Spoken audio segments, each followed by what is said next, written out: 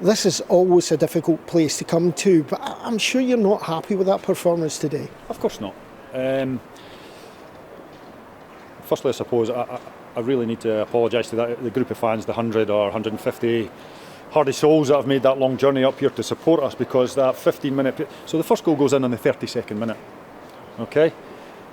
13 minutes later, half-time, we're 3-0 down. So that's the big disappointment. Up to that point, there's nothing in the game. They've had spells, we've had spells.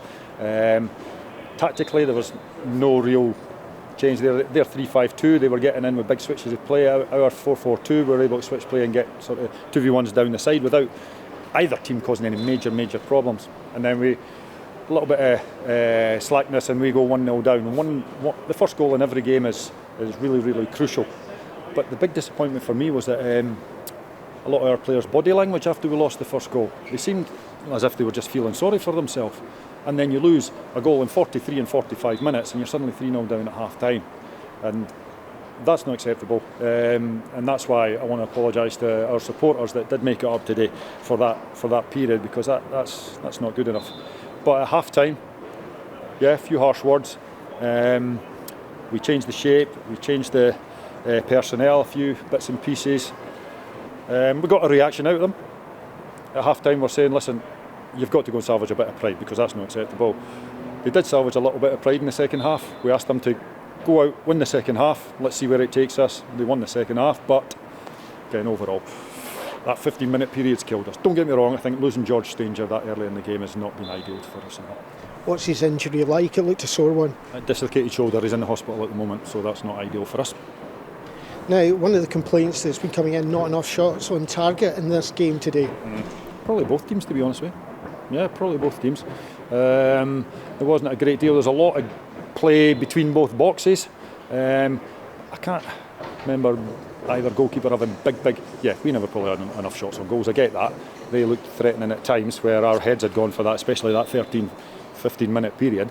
But we're trying to create, we're still playing two up front the whole game, whether it was a 4-4-2 or a 3-5-2.